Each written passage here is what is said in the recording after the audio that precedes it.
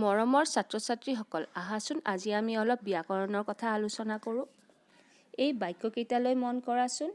মই কাম কৰোঁ, মই কাম কৰিছিলোঁ, মই কাম কৰিম। তোমালোকে মন কৰিবা প্ৰথম বাক্যটো মই কাম কৰোঁ। এই বাক্যটোত এটা গতানুগতিক বা সদায় কৰা কামৰ কথা বুজাইছে। দ্বিতীয় বাক্যত মই কাম কৰিছিলোঁ। এই বাক্যটোত কামটো অলপ আগতে শেষ কৰা বুজাইছে।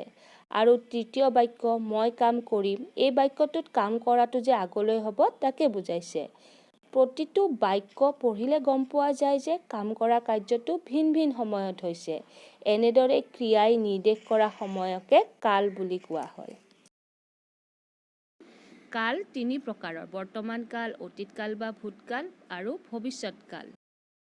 বৰ্তমান কাল: মই কাম কৰোঁ, মই কাম কৰিছোঁ।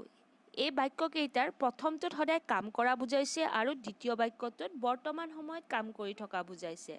এনেদৰে সদায় হোৱা বা বৰ্তমান সময়ত হোৱা বুজালে তাক আমি বৰ্তমান কাল বোলো। বৰ্তমান কাল দুই প্ৰকাৰৰ: নিত্য বৰ্তমান কাল আৰু স্বৰূপ বৰ্তমান কাল। সদায় কোনো কাৰ্য হোৱা বুজালে তাক নিত্য বৰ্তমান বোলে। যেনে মই কাম কৰোঁ, সূৰ্য পূব ফালে উদয় হয়। আকৌ বৰ্তমান সময়ত কোনো কাম চলি থকা বুজালে তাক স্বৰূপ বৰ্তমান কাল বোলে। যেনে মই কাম কৰিছোঁ, মই পঢ়িছোঁ। অতীত কাল বা ভূতকাল: অতীত অৰ্থাৎ আগতে কোনো কাম সম্পাদন হোৱা বুজালে তাক অতীত কাল বা ভূতকাল বোলে। যেনে নিতাই গান গাইছিল, মই কাম কৰিছিলোঁ। অতীত কালক তিনি প্ৰকাৰত ভাগ কৰা হৈছে: স্বৰূপ ভূতকাল, অপূৰ্ণ ভূতকাল আৰু সম্ভাৱ্য ভূতকাল। যেতিয়া কোনো এটা কাম অলপ আগতে শেষ হোৱা বুজায় তাক আমি স্বৰূপ ভূতকাল বুলি কওঁ।